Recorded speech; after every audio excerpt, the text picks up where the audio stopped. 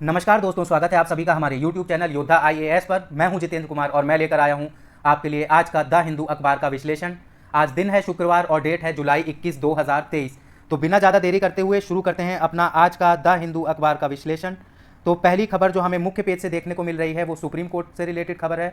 Supreme court क्या कहता है इस खबर में हम जानते हैं। तो इंग्लिश में पहले हम पढ़ते हैं कि क्या हेडलाइन है। तो हेडलाइन है Supreme Court deeply disturbed orders centre Manipur government to act. तो जैसा कि आप सब देख रहे हैं कि मणिपुर जो कि भारत के ईस्टर्न स्टेट है, एक भारत का नॉर्थ ईस्टर्न स्टेट है, वहाँ पर करीबन 2 से ढाई महीने पहले से हिंसा की प्रक्रिया चालू है। और ये हिंसा किन दो समुदायों के बीच में है, तो उन समुदायों का नाम है मीती और कुकी। तो इन समुदायों के बीच में वहाँ पर हिंसा चल रही है करीबन 2 से ढाई महीने से पहले। हुआ क्या था कि एक वहाँ की जो हाई कोर्ट है उसने फैसला सुनाया था, एक सिंगल जज बेंच की कोर्ट था, उसने फैसला सुनाया था कि जो मीती समुदाय है उसे भी शेड्यूल्ड ट्राइब का दर्जा मिलेगा, जिसके बाद से वहाँ पर हिंसा फैलनी शुरू हो गई और हिंसा बढ़ते बढ़ते बहुत दिन हो गए हैं। अब सुप्रीम कोर्ट का मानना है और विपक्षी दलों का मानना है कि जो केंद्र है और जो वहाँ की राज्य सरकार है, जो दोनों ही भाजपा शासित हैं और वो अनदेखा कर रही हैं मणिपुर राज्य को। जो भी वहाँ पर हिंसा चल रही है उसे केंद्र और वहाँ की मणिपुर की जो सरकार है, राज्य सरकार है, वो उस हिंसा को अनदेखा कर रही हैं। तो इसी पर सुप्रीम कोर्ट ने प्रतिक्रिया जाहिर की है। अपनी एक स्वतः संज्ञान लेते हुए सुप्रीम कोर्ट ने कहा कि जो भी वहाँ पर हो रहा है मणिपुर में उससे हम बहुत ही ज़्यादा डिस्टर्ब्ड हैं और ये सेंटर जो कि केंद्र है और राज्य की सरकार मणिपुर की जो है उसे आदेश दिया है कि जल्दी से जल्दी कार्रवाई की जाए। तो हम समझते हैं कि क्या है इस न्यूज़ में। तो देखते हैं क्या है न्यूज़ में। तो शुरू करते हैं। मुख्य न्यायाधीश DY चंद्रचूड़ ने भारत सरकार के शीर्ष वकील, अटॉर्नी जनरल और सॉलिसिटर जनरल को बुलाया और गुरुवार को संविधान विरोधी मणिपुर में 2 महिलाओं के साथ हुए नंगा करके यौन शोषण करने के वीडियो के कारण न्यायाधीशता को गहरे बेचैनी का संदेश दिया।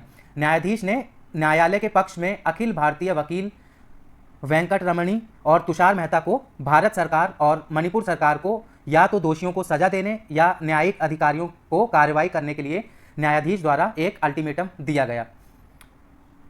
संवैधानिक प्रजातंत्र में महिलाओं का इस्तेमाल हिंसा को बढ़ावा देने के लिए साधन के रूप में करना सिर्फ अस्वीकार्य है, न्यायालय ने अपने आदेश में जोर दिया।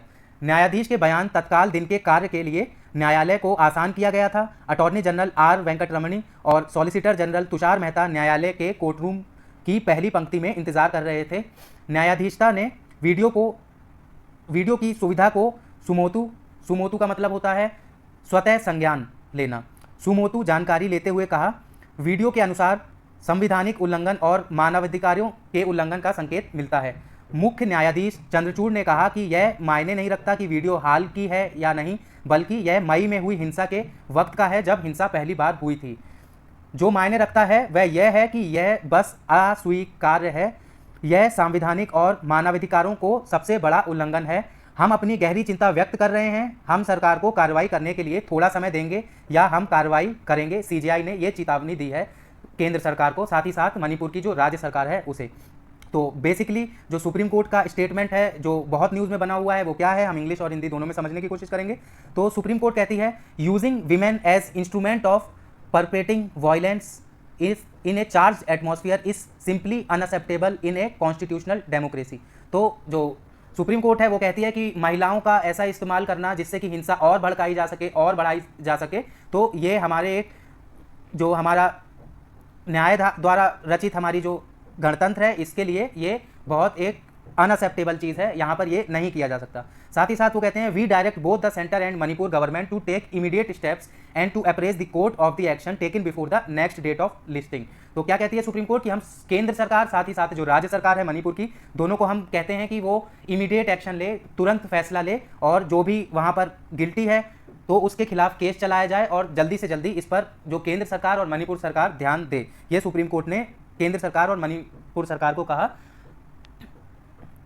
अब इसी पर जो प्रधानमंत्री जी की प्रक्रिया आती है तो वो क्या कहते हैं कि प्रधानमंत्री कहते हैं कि हमें बहुत दुख है और हमारे अंदर बहुत गुस्सा है इस चीज़ को देखकर, लेकिन जो लॉ है, जो संविधान है, जो कानून है, वो किसी को भी छोड़ेगा नहीं और जो भी गिल्टी है, जो भी दोषी है, उस पर कार्रवाई जरूर होगी। ये प्रधानमंत्री श्री नरेंद्र मोदी ने कहा। और साथ ही क्या कहा उन्होंने, इस स्टेटमेंट को पॉलिटिक्स से भी जोड़ने की कोशिश की। क्या कहा उन्होंने साथ में कि जो राजस्थान में भी ऐसा वाकया देखने को मिला है गैंगरेप की जो खबर राजस्थान से आई है उस पर भी हमें ध्यान देना चाहिए। तो ये प्रधानमंत्री ने बेसिकली पॉलिटिक्स से जोड़ने को इसे एक तरह से इस्तेमाल किया। अब आगे की खबर है 4 held in Manipur sexual assault case. तो अभी तक जिस खबर की बात हो रही है इसमें 4 लोगों को गिरफ्तार कर लिया गया है। आ जाते हैं तो अगली खबर जो है वो भी मुख्य पेज से ही है, constitution bench to take up Delhi government challenge to centre's ordinance. तो ये मैं आपको जरा समझा देता हूँ। अभी आप अगर हमारा न्यूज़पेपर फॉलो कर रहे हैं, हमारा एनालिसिस फॉलो कर रहे हैं, तो आपने देखा होगा कि कैसे केंद्र और दिल्ली सरकार के बीच में एक बात को लेकर विवाद जारी है। और वो बात क्या है कि जो भी सर्विसेज यानी जो सेवानिवृत्ति वाले अधिकारी हैं उनके ट्रांसफ़र, प्रमोशन, इन सब चीज़ों को लेकर केंद्र सरकार और साथ ही साथ जो दिल्ली की राज्य सरकार है उन दोनों के बीच में असहमति है। तो हुआ क्या था, मैं बैकग्राउंड आपको जल्दी से समझा देता हूँ कि हुआ क्या था। तो क्या था कि जैसा कि आप जानते हैं कि दिल्ली एक पूर्ण राज्य नहीं है, वो एक केंद्र शासित राज्य का दर्जा प्राप्त करता है। तो दिल्ली को जो रूल करने के लिए केंद्र सरकार द्वारा लेफ्टिनेंट गवर्नर का एक पद है, उसका गठन किया जाता है। केंद्र सरकार चुनती है कौन लेफ्टिनेंट गवर्नर, एलजी जिसे कहते हैं हम, वो होगा दिल्ली का। तो जो केंद्र सरकार का कहना है कि जो ट्रांसफ़र और प्रमोशन और जो भी विभाग देने की बात है अधिकारियों को, वो लेफ्टिनेंट गवर्नर के हाथ में रहना चाहिए फैसला। और दिल्ली सरकार कहती है कि क्योंकि हमारे जो विधायक हैं वो डायरेक्टली सीधे तौर पर जनता द्वारा चुन के आए हुए हैं, तो जो फैसला होगा अधिकारियों के ट्रांसफ़र, तबादले और उनकी सेवानिवृत्ति का, तो वो दिल्ली सरकार के हाथ में होना चाहिए। इन्हीं को दोनों को लेकर केस होता है, दिल्ली सरकार पहुंचती है सुप्रीम कोर्ट जो फैसला देती है वो दिल्ली सरकार के पक्ष में देती है। इसके बाद क्या होता है, केंद्र जो एक अध्यादेश लेकर आती है, एक ऑर्डिनेंस लेकर आती है, प्रेसिडेंट द्वारा पास किया जाता है ये। और उस अध्यादेश के में क्या होता है कि एक national capital territory of Delhi amendment ordinance 2023, इसका नाम है national capital territory of Delhi amendment ordinance 2023, इसका नाम है। इस जो अध्यादेश लाया गया था केंद्र सरकार द्वारा, तो ये क्या करता है, ये सारी पावर जो सुप्रीम कोर्ट से जीत के दिल्ली सरकार आई होती है, तो वो पावर दोबारा, ये अध्यादेश क्या करता है कि दोबारा ये जो है लेफ्टिनेंट गवर्नर जो हैं दिल्ली के, उन्हें दे दी जाती हैं ये सारी ताकतें, ट्रांसफ़र और यानी कि तबादले से रिलेटेड। तो उसी के बारे में फिर दोबारा दिल्ली सरकार सुप्रीम कोर्ट पहुंचती है और सुप्रीम कोर्ट क्या फैसला देती है कि 17 जुलाई को सुप्रीम कोर्ट फैसला देती है कि जो भी ये केस की सुनवाई होगी वो अब संवैधानिक पीठ जो होती है सुप्रीम कोर्ट की, जिसे हम कहते हैं कॉन्स्टिट्यूशनल बेंच, वो करेगी। और कॉन्स्टिट्यूशनल बेंच या संवैधानिक पीठ क्या होती है, जो नॉर्मल चीज़ें नहीं, ये चीफ जस्टिस ऑफ इंडिया द्वारा गठित की जाती है और स्पेशल मैटर्स पे, जहाँ पर लॉ जो भी कानून है उसके इंटरप्रिटेशन, उसका जो भी अर्थ होगा उसे निकालने के लिए बिठाई जाती है। और इसमें मिनिमम 5 जज होते हैं, कम से कम इसमें 5 जज होते हैं जो संवैधानिक पीठ बिठाई जाती है सीजेआई द्वारा, चीफ जस्टिस ऑफ इंडिया, जो भारत के मुख्य न्यायाधीश होते हैं सुप्रीम कोर्ट के, उनके द्वारा बिठाई जाती है। तो अब वही देखेगी इस केस को, आगे समझेगी। तो ये न्यूज़ में बना रहेगा, हम देखते रहेंगे आगे क्या होगा इसमें। अब अगली खबर है महाराष्ट्र से। तो महाराष्ट्र में जैसा कि आप जानते हैं बारिश बहुत हो रही है, तो बहुत बारिश होने के कारण महाराष्ट्र का जो रायगढ़ है वहाँ पर एक गाँव है इर्शालवादी। तो वहाँ पर क्या हुआ है कि जो एक गांव है वो बारिश के चलते भूस्खलन में लैंड स्लिप हुआ है वहाँ पर, और 16 लोगों की मृत्यु हो गई है, साथ ही साथ 21 से ज़्यादा लोग गंभीर रूप से घायल हो गए हैं। ये महाराष्ट्र से खबर है, रायगढ़ से। अगली खबर पर हम आते हैं। तो अगली खबर हमारी श्रीलंका और भारत से रिलेटेड होने वाली है। तो क्या है खबर, हम इसे ज़रा डिटेल में देखेंगे, ये हमारे एग्जाम पॉइंट ऑफ व्यू से इंपॉर्टेंट है। एक मिनट ज़रा। तो ये खबर क्या है कि raise Katchatheevu Tamil issue during Sri Lankan president visit, CM tells PM. तो क्या है कि कच्चातीवू जो है ये कहाँ पर स्थित है, ये श्रीलंका और तमिलनाडु जो भारत का राज्य है उसके बीच में स्थित है। तो हम थोड़ा पहले खबर को शुरू करने से पहले थोड़ा समझ लेते हैं कच्चातीवू आइलैंड के बारे में, क्या है ये और क्यों ज़रूरी है, इस पर क्या मुद्दा बना रहता है, ये हम देख लेते हैं। तो कच्छ तीवू द्वीप भारत और श्रीलंका के बीच पाल्क स्ट्रेट में स्थित एक छोटा सा निवासरहित, मतलब अनइनहेबिटेटेड, यहाँ पर लोग नहीं रहते हैं, द्वीप है। दोनों देशों के बीच कई दशकों से इस द्वीप का विवाद का विषय बना हुआ है। यहाँ एक अवलोकन है कि कच्चातीवू से जुड़े विवाद के पीछे के बारे में। तो हम देखते हैं क्या अवलोकन है, कि ऐतिहासिक पृष्ठभूमि समझते हैं। तो क्या है, हिस्टोरिकल बैकग्राउंड देखते हैं। तो कच्चातीवू द्वीप का ऐतिहासिक उपयोग भारत और श्रीलंका के मछुआरों द्वारा होता था। 1974 में भारत और श्रीलंका ने इस द्वीप को श्रीलंका को समर्पित करने का समझौता किया था। तो किसे दे दिया गया था ये, श्रीलंका को 1974 में। यह समझौता दोनों पड़ोसी देशों के बीच अच्छे संबंधों को बढ़ावा देने के लिए आधारित था। अब कच्चातीवू का समर्पण देखते हैं। तो कच्चातीवू का समर्पण तमिलनाडु के स्थानीय मछुआरों और सरकार के साथ पर्याप्त परामर्श के बिना हुआ, जिससे तमिलनाडु के नेताओं के बीच विवाद उत्पन्न होने लगा। तो तमिलनाडु के राजनीतिक दलों और मछुआरों संघों ने कहा कि द्वीप की समर्पण असंवैधानिक था और जिन्हें पीढ़ियों से जुड़े भारतीय मछुआरों के अधिकारों का उल्लंघन है ये। तीसरा देखते हैं, भारतीय मछुआरों पर प्रभाव क्या है इसका। तो कच्छतीवु का समर्पण के बाद भारतीय मछुआरों ने क्षेत्र में अपने पारंपरिक मछुआरों के अधिकारों पर प्रतिबंध लगा पाया। उन्होंने दावा किया कि श्रीलंका नौसेना द्वारा उनका अधिकार उल्लंघन करने और अभिक्षमता के आरोप में बढ़ी हुई निरंतर परेशानी हो रही है। इससे दोनों देशों के मछुआरों समुदायों के बीच तनाव पैदा हुआ।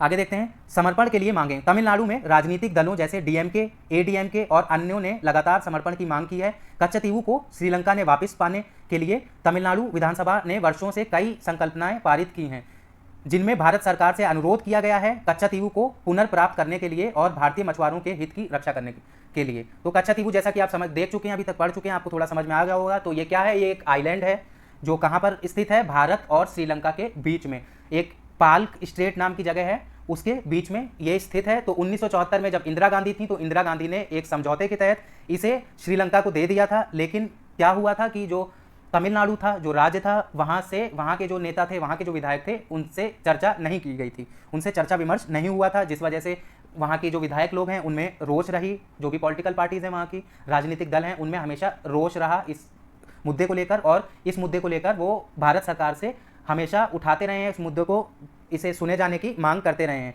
तो अब खबर में क्या है वो हम देखते हैं, क्या है इस खबर में हम देखते हैं। तो श्रीलंका के प्रधानमंत्री रेनिल विक्रमसिंघे के नई दिल्ली यात्रा से पहले मुख्यमंत्री एम.के. स्टैलिन, जो कि तमिलनाडु के मुख्यमंत्री हैं, एम.के. स्टैलिन, तो मुख्यमंत्री एम.के. स्टैलिन ने प्रधानमंत्री नरेंद्र मोदी को एक पत्र लिखकर दो मुद्दों, कच्छतीवु को वापसी और पड़ोसी द्वीप राष्ट्र में तमिल भाषा लोगों की आशाएं को श्रीलंकाई नेताओं के साथ उठाने के लिए कहा है। तो क्या कहा है कि तमिलनाडु के जो चीफ मिनिस्टर हैं, इन्होंने केंद्र सरकार से, भारत के प्रधानमंत्री से, कि जब श्रीलंका के प्रधानमंत्री भारत आएंगे, अभी हाल आने वाले हैं वो, तो इन दो मुद्दों पर चर्चा करें श्रीलंका के प्रधानमंत्री से, भारत के प्रधानमंत्री। श्री विक्रमसिंघे की 21 जुलाई को भारत में यात्रा, जो कि आज ही है, तो आज वो भारत आने वाले हैं। भारत में यात्रा उनके पिछले वर्ष ऑफिस निभाने के बाद ये पहली यात्रा होगी। उनके पत्र में स्टालिन ने 1974 में कच्छतीवु टीले श्रीलंका को राज्य सरकार की सहमति के बिना समर्पित करने के पीछे के ऐतिहासिक को याद किया और यह दावा किया कि इससे तमिलनाडु के मछुआरों उनके अधिकारों से वंचित हो गए और उनके जीवनों पर बुरा प्रभाव पड़ा। तो ये सब बेसिकली कहा गया है। हमने समझ लिया है कि कच्छतीवु आइलैंड कहाँ है, कहाँ स्थित है, ये हमारे एग्जाम पॉइंट ऑफ व्यू से रेलिवेंट है सबसे ज़्यादा। कच्छतीवु आइलैंड ये कहाँ है, पाल्क स्ट्रेट एक जगह है, कहाँ है, श्रीलंका और तमिलनाडु के बीच में जो एक वाटर बॉडी है, पानी है वहाँ पर, तो वहाँ पर स्थित है कच्छतीवु आइलैंड। तो उसी की बात हुई है, हमने समझ लिया है कच्छतीवु आइलैंड के बारे में भी क्या पुराना ऐतिहासिक मुद्दा है और क्यों ये बना रहता है खबर में। तो आगे हम चलते हैं अपनी अगली न्यूज़ पर। तो अगली न्यूज़ जो हमारी होने वाली है वो है गोदावरी नदी से। तो क्या है खबर, हम देखते हैं। तो क्या है कि Godavari water level continues to rise in Telangana and Andhra Pradesh. क्या कहती है खबर कि गोदावरी जो नदी है, इसकी जो वाटर लेवल है, इसका जो जल है वो बढ़ता जा रहा है। किस वजह से? बारिश की वजह से, जो बारिश हो रही है इस वजह से गोदावरी का जो जल स्तर है वो बढ़ता जा रहा है तेलंगाना और आंध्र प्रदेश में। और कहाँ पर ज़्यादा बढ़ रहा है? भद्रचलम है जो एक जगह, वहाँ पर ज़्यादा बढ़ रहा है। तो हम देखते हैं अपने एग्जाम पॉइंट ऑफ व्यू से गोदावरी नदी के बारे में, हम देखते हैं कि ये कहाँ से निकलती है, क्या है। तो गोदावरी नदी भारत में एक महत्वपूर्ण नदी है जिसकी उत्पत्ति और उसके गुजरने वाले राज्यों के बारे में निम्नलिखित बिंदुओं में है। तो उत्पत्ति देखते हैं, इसका ऑरिजिन जिसे हम इंग्लिश में कहते हैं, ऑरिजिन कहाँ से निकलती है। तो गोदावरी नदी का उत्पत्ति महाराष्ट्र राज्य के नासिक जिले के त्र्यंबकेश्वर से होता है। तो कहाँ से निकलती है? महाराष्ट्र राज्य के नासिक जिले के त्र्यंबकेश्वर से, ठीक है। इस जगह पर कुंभ मेला के पवित्र स्नान का आयोजन भी होता है। तो याद रखिएगा कहाँ से निकलती है गोदावरी नदी, तो वो महाराष्ट्र जो हमारा स्टेट है उसके नासिक जिले के त्र्यंबकेश्वर जगह से निकलती है। और यहाँ पर कुंभ मेला भी होता है, कुंभ मेला का स्नान भी यहाँ होता है, आयोजित होता है। अब राज्यों का संचार देखते हैं कहाँ कहाँ से गुजरती है। तो गोदावरी नदी अन्यायाधीश नगरहोल जिले तेलंगाना, चंद्रपुर, यवतमाल, नांदेड़, नागपुर, बीजापुर, आदिलाबाद, करीमनगर, औरंगाबाद, बिदर, नंदाल, कुरनूल, राजमहेंद्री एवं ईस्ट गोदावरी जिले आंध्र प्रदेश और ताडडीवा जिले छत्तीसगढ़ से होकर बहती है। तो ये सब यहाँ से बहती है। अब गोदावरी नदी का प्रमुख सहायक नदियों में जो इसकी ट्रिब्यूटरीज होती हैं, जिसे हम इंग्लिश में कहते हैं, तो हिंदी में कहेंगे प्रमुख सहायक नदियाँ, तो क्या क्या हैं? इंद्रावती नदी, प्राणहिता, सवर्ण रेखा, माणेर, वांगा, मानिकप्योर, और वेनगंगा। तो ये इसकी प्रमुख सहायक नदियां हैं गोदावरी की। अब गोदावरी नदी दक्षिण भारत राज्य तेलंगाना और आंध्र प्रदेश के बाद पूर्वी भारतीय राज्य छत्तीसगढ़ के जिले ताडडीवा में विसर्जित होती है। तो गोदावरी नदी को हम एक और चीज़ कहते हैं कि दक्षिण गंगा भी हम गोदावरी नदी को कहते हैं। तो ये न्यूज़ थी कि गोदावरी में जो बारिश हुई है हाल में आप देख रहे होंगे, तो इसकी वजह से पानी बढ़ा हुआ है और सबसे ज़्यादा कहाँ पर बढ़ा हुआ है, तेलंगाना और आंध्र प्रदेश में। अब अगली खबर पर हम आते हैं। अगली खबर हमारी जो होने जा रही है वो हमारी एडिटोरियल सेक्शन से होने वाली है। तो एडिटोरियल सेक्शन पर हम डायरेक्टली पहुंचते हैं। एडिटोरियल सेक्शन में पहला जो है, जो आपने अभी देखा होगा, साक्षी मलिक लोग जो रेसलर थे, जो कुश्ती वाले हमारे खिलाड़ी थे, ये जंतर मंतर पर बहुत दिनों से धरना दे रहे थे।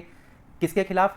ब्रजभूषण शरण सिंह जो भारतीय जनता पार्टी में हैं, उनके खिलाफ ये धरना दे रहे थे कि उन्हें अरेस्ट किया जाए, उनके ऊपर महिलाओं के साथ छेड़छाड़ करने का आरोप है। इस वजह से ये जो हमारे कुश्ती वाले लोग थे, महिलाएं थीं और पुरुष भी थे, बजरंग पुनिया इसमें शामिल थे, तो ये सब धरने पर बैठे हुए थे केंद्र सरकार के खिलाफ और ये चाह रहे थे केंद्र सरकार जल्दी से जल्दी जो ब्रजभूषण शरण सिंह है उसे गिरफ्तार किया जाए। एफआईआर दर्ज की जाती है सुप्रीम कोर्ट के दखलंदाजी के बाद, लेकिन अभी तक जो ब्रजभूषण शरण सिंह की गिरफ्तारी नहीं हुई है। तो उसी से रिलेटेड ये एक एडिटोरियल है, पॉलिटिकल एक तरह से आप देख सकते हैं, रूल ऑफ लॉ की बात हुई है यहाँ पे, तो इसे हम नहीं कवर करेंगे। मैंने आपको बता दिया है कि इस केस से रिलेटेड है, आप इसे पढ़ सकते हैं। जो इंपॉर्टेंट है हमारे लिए उस एडिटोरियल पर हम आते हैं। तो सबसे पहले हम उठाएंगे आज India's data protection law needs refinement. तो किस चीज़ से रिलेटेड है ये आर्टिकल? तो ये आर्टिकल रिलेटेड है जो डाटा प्रोटेक्शन लॉ आने वाला है भारत में। इस जो अभी आप जानते हैं कि कल से मानसून सत्र चालू हो गया है लोकसभा और राज्यसभा का, तो उससे रिलेटेड है। उसमें क्या होने वाला है कि डाटा प्रोटेक्शन लॉ लाया जाएगा भारत सरकार द्वारा, जो उसका विधेयक है वो लाया जाएगा और उस पर चर्चा होगी, उसे पास कराया जाएगा। तो ये उसी के बारे में बात करता है। शुरू करते हैं हम इसे अपना। तो ये सबसे पहले क्या बात करता है कि जो हम जैसे कि देख सकते हैं कि यूरोपियन संघ जो है वहाँ पर एक 2018 में एक लॉ लाया जाता है, एक विधेयक लाया जाता है जिसका नाम था general data protection regulation act. तो क्या है? जनरल डाटा प्रोटेक्शन रेगुलेशन, इसे हम शॉर्ट फॉर्म में कहते हैं GDPR। तो ये कब फोर्स में आ जाता है? 2018 में यूरोप में। इसमें क्या है कि जो भी आदमी होगा, जो भी इंसान होगा, जो भी पर्सन होगा, उसका जो डाटा है, जो भी उसका डाटा बन के आ रहा है, उसका प्रोटेक्शन करना, उसका जो उसके बारे में उसकी जो सेफ्टी रखना, उससे रिलेटेड था ये। तो अब यहाँ जैसा कि आप जानते हैं कि भारत के अंदर अभी ऐसा कोई लॉ नहीं है जिससे हमारी सुरक्षा हो सके हमारे डाटा की। तो इसके लिए जो संसद है, संसद में अब पेश किया जाने वाला है और 2018 से ही भारत तैयारी कर रहा है, बना रहा है उस लॉ को, लेकिन वो लॉ अभी तक बनकर तैयार नहीं हो पाया है। तो इस सत्र में मानसून का माना जा रहा है कि भारत सरकार ऐसा एक लॉ लेके आएगी, ऐसा एक नियम लेकर आएगी जिससे जो ऑनलाइन हमारा डाटा जनरेट होता है, जो भी हमारे फुटप्रिंट जनरेट होते हैं, इसके विषय में जो हमारे पर्सनल चीज़ें हैं, पर्सनल इन्फॉर्मेशन है, वो किसी और के पास ना हो और किसी के साथ साझा ना हो सकें। तो इन्होंने एक एग्जाम्पल के साथ समझाया है कि जैसे अगर आप ऊबर जो एक ऐप है उसके तहत अगर आप कोई कैब बुक करते हैं तो वो आपका नाम, आपका एड्रेस, आपके निकलने का समय, ये सब रख लेती है। इन सब के बारे में उसके पास जानकारी होती है और वो क्या कर सकती है कि वो दूसरे के साथ भी इसे शेयर कर सकती है। तो हम जब बात करते हैं डाटा की, तो जो ऊबर के पास हमारा डाटा पहुंचा है हमारी कैब बुक करने की वजह से, तो हम उसे नॉन पर्सनल डाटा की कैटेगरी में आता है। लेकिन अगर और डाटाओं के साथ मिला दिया जाए इस डाटा को तो ये पर्सनल डाटा हो जाएगा। जैसे मैं एकदम ईजिली समझाता हूँ कि जैसे आपके पास 3 ऐप हैं, एक ऐप में आपने फ़ोन नंबर दिया हुआ है अपना, दूसरी ऐप में आपने अपना नाम और अपनी डेट ऑफ बर्थ बताई हुई है, तीसरी ऐप में आपने अपना एड्रेस और अपना नाम दिया हुआ है। तो जो प्राइवेट एजेंसियां हैं वो क्या कर सकती हैं कि वो उन तीनों डाटाओं को जोड़कर, उन तीनों जानकारियों को जोड़कर पूरी जानकारी हमारे बारे में प्राप्त कर सकती हैं। तो उसी को बचाने के लिए, इसी सब चीज़ को रोकने के लिए भारत सरकार जो लॉ लाने वाली है, डाटा प्रोटेक्शन लॉ, उसी के बारे में इस बिल में डिस्कस हुआ है। और क्या कह रहे हैं शशांक मोहन इस एडिटोरियल में कि हमें और देखना चाहिए जो हमारा जो डाटा प्रोटेक्शन लॉ जो भारत सरकार पेश करने वाली है, उन्होंने हमें अभी तक दिखाया भी नहीं है कि क्या होने वाला है इस लॉ में। हमें एक पुराना वर्जन इस लॉ का पब्लिक के सामने दिखाया गया था जो कि पुराना हो चुका है। जो नया जो पार्लियामेंट में अब लाया जाएगा उसके बारे में हमें नहीं बताया गया है, तो उसकी अनसर्टेनिटी बनी हुई है हमारे बीच में। तो यही था बेसिकली। तो और क्या कहता है कि जो अथॉरिटी बनाई जाएगी डाटा प्रोटेक्शन लॉ के लिए, तो उसे स्वतः संज्ञान लेने की परमिशन भी मिलनी चाहिए ताकि वो अपने आप भी फैसले ले सके, बजाय जब हम जाकर उस पर शिकायत दर्ज कराएं तब फैसले लेने के। तो यही है बेसिकली इस एडिटोरियल में। हम अगले एडिटोरियल को देखते हैं। तो क्या है? No quick fix. क्या बात की गई है यहाँ? इंडिया का जो प्राइवेट सेक्टर है उसमें हमें थोड़ा इंसेंटिवाइज करना पड़ेगा उसे, ताकि वो जो हमारा रिसर्च है, रिसर्च फाउंडेशन बिल है, उस पर चर्चा हो सके। तो शुरू करते हैं अपना ये एडिटोरियल, नो क्विक फिक्स। तो क्या है कि जो अभी जैसा कि आप जानते हैं कि मानसून सत्र चालू हो चुका है 20 जुलाई 2023 से, तो वहाँ पर पार्लियामेंट में भारत सरकार जो है वो एक नया बिल लेकर, एक नया विधेयक लेकर जाने वाली है। इसका नाम होगा नेशनल रिसर्च फाउंडेशन बिल 2023। क्या नाम होगा? National research foundation bill 2023। तो क्या कहा गया इस बिल में कि जो एक बॉडी बनाई जाएगी जिस बॉडी का नाम होगा नेशनल रिसर्च फाउंडेशन। तो वो क्या करेगी, जो हमारे सेंट्रलाइज्ड बॉडी होगी ये, और ये क्या करेगी, ये पैसा देगी रिसर्च करने वालों को, जो भी रिसर्च करेंगे उन्हें ये पैसा प्रोवाइड करने का एक तरह से लिंक बनाया गया है। तो ये एक सेंट्रलाइज्ड बॉडी होने जा रही है जिसका बजट आउटले, जो बजट रखा गया है वो करीबन 50,000 करोड़ का रखा गया है आने वाले 5 सालों में। तो आने वाले 5 सालों में तो हर साल 10,000 करोड़ रुपए इसमें जमा होगा, जो इसका बजट है इसमें। और साथ ही साथ इसमें यह भी कहा गया है जो 50,000 करोड़ रुपए है उसमें से 36,000 करोड़ रुपए जो है वो प्राइवेट सेक्टर से लिया जाएगा। तो इस बिल में यही समझाया गया है कि कैसे जो प्राइवेट सेक्टर है उसका क्या योगदान रहने वाला है, और कैसे भारत की जो सरकार है उसे प्राइवेट सेक्टर का थोड़ा इंसेंटिवाइज करना चाहिए प्राइवेट सेक्टर को, ताकि ये बनी रह सके। अब हम थोड़ा सा ये डाटा पे बात करता है तो ये क्या कहता है, India's spending on research has lagged between 0.6% to 0.8% of GDP और लोअर देन द 1 से 2% spend by countries with an economic base reliant on science and technology. तो क्या बात करता है कि भारत की जो रिसर्च पे जो खर्चा करने की वो है वो बहुत कम है, 0.6% से 0.8% तक जीडीपी के, जो कि बाकी देशों से मुकाबले बहुत कम है। आगे कहता है data from ministry of corporate affairs show that during, तो मिनिस्ट्री ऑफ कॉर्पोरेट अफेयर्स का एक डाटा है 2022 का। तो वो क्या कहता है कि जो कंपनियां हैं उन्होंने 14,588 करोड़ रुपए अपना CSR ऑब्लिगेशन में दिया है रिसर्च फाउंडेशन को लेकर, रिसर्च फाउंडेशन के लेकर। तो यही है बेसिकली इसमें। तो इसमें मेन चीज़ क्या थी जानने के लिए आपको, जो भारत सरकार नेशनल रिसर्च फाउंडेशन बिल लेकर आने वाली है मानसून सत्र में 2023 में, और मानसून सत्र अब चालू हो गया है तो हम जल्दी ही देखेंगे, इस न्यूज़ के बारे में पढ़ेंगे। इसका प्रावधान क्या है कि 5 साल के अंदर 50,000 करोड़ रुपए इसका बजट रखा जाएगा। आगे चलते हैं डीलिमिटेशन। अगला आर्टिकल जो हम कवर करने वाले हैं वो है हमारे ओपिनियन सेक्शन से, और इसका जो हमें एग्जाम पॉइंट ऑफ व्यू से रिलेटेड टर्म है वो है डीलिमिटेशन। तो ये संविधान में है इसका जिक्र डीलिमिटेशन का, तो हम समझते हैं डीलिमिटेशन के बारे में, और बाकी ये ओपिनियन आर्टिकल है आप पढ़ सकते हैं। हम अपने एग्जाम पॉइंट ऑफ व्यू से डीलिमिटेशन के बारे में समझेंगे जो कि संविधान में है। तो डीलिमिटेशन को हिंदी में हम समझते हैं तो भारत में डीलिमिटेशन संघीय संसद और राज्य विधानसभा के चुनावी क्षेत्रों की सीमाएं पुनर्निर्धारित करने की प्रक्रिया को कहते हैं। डीलिमिटेशन की प्रक्रिया समान और समावेशी प्रतिनिधित्व के लिए ज़रूरी होती है, जिससे सभी क्षेत्रों के नागरिकों को उचित और समान विधायक दलों की प्रतिनिधित्व मिल सके। भारतीय संविधान के अनुच्छेद 82 से 95, आर्टिकल 82 टू आर्टिकल 95 डीलिमिटेशन के लिए प्रावधान करते हैं। डीलिमिटेशन की प्रक्रिया के लिए राष्ट्रीय डीलिमिटेशन आयोग, जिसे इंग्लिश में कहते हैं नेशनल डीलिमिटेशन कमीशन, और राज्य डीलिमिटेशन आयोग, जिसे हम इंग्लिश में कहते हैं स्टेट डीलिमिटेशन आयोग, गठित किए जाते हैं। राष्ट्रीय डीलिमिटेशन आयोग के नेतृत्व में राष्ट्रीय संसद के चुनावी क्षेत्रों की सीमाएं निर्धारित की जाती हैं। राज्य डीलिमिटेशन आयोग के नेतृत्व में राज्य विधानसभा के चुनाव क्षेत्रों की सीमाएं निर्धारित की जाती हैं। तो बेसिकली हम समझ लेते हैं कि क्या होता है डीलिमिटेशन।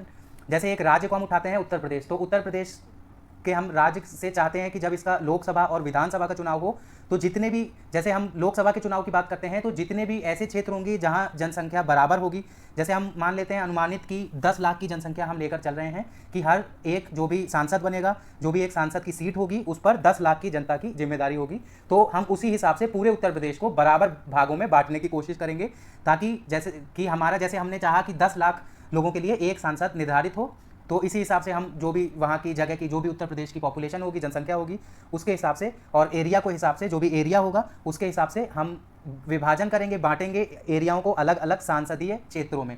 और इसी प्रकार राज्य स्तर में भी होता है। तो ये है डीलिमिटेशन के बारे में, ये संविधान में मेंशन है, आप इसे पढ़ सकते हैं। मैंने आर्टिकल आपको बता दिया है किस आर्टिकल में आपको मिलेगा, तो आप ये ओपिनियन सेक्शन से है। हम आगे चलते हैं अगली खबर की तरफ।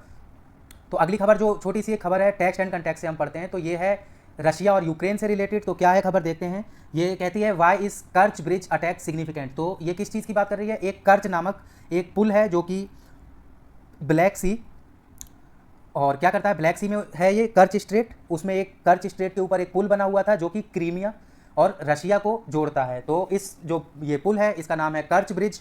तो इस पर जो कुछ यूक्रेन की फोर्सों ने इस पर अटैक किया, ड्रोन से हमले हुए और ये तोड़ दिया गया है। तो क्यों महत्वपूर्ण था देख लेते हैं हम ये। तो the Kerch bridge which links the Russian mainland to the Crimean peninsula is the Black Sea came under attack last week waterborne drones struck the sole bridge. तो क्या है खबर कि पिछले हफ्ते जो रशिया को क्रीमिया से जोड़ने वाला पुल है ये कर्च ब्रिज, इस पर वाटर जो पानी वाले ड्रोन होते हैं उनसे हमला करके इसे नुकसान पहुंचा दिया गया है। ठीक है, तो यूक्रेन ने अभी तक इसकी जिम्मेदारी नहीं ली है, लेकिन यूक्रेन कह रहा है कि हम जब वॉर खत्म हो जाएगी इसके बाद हम इसका जिक्र करेंगे। तो और ये ब्रिज क्या है, ये टेम्परेरीली बंद कर दिया गया है क्योंकि ये क्षतिग्रस्त हो गया, इसलिए इसे बंद कर दिया गया है। तो जो रशिया से क्रीमिया के लिए माल की आवाजाही है उस पर प्रभाव पड़ा है इसकी वजह से। और जैसा कि आप जानते ही होंगे कि रशिया ने जो क्रीमिया है इस पर 2015 में कब्जा कर लिया था, तो इसके लिए बहुत महत्वपूर्ण है रशिया के लिए क्रीमिया।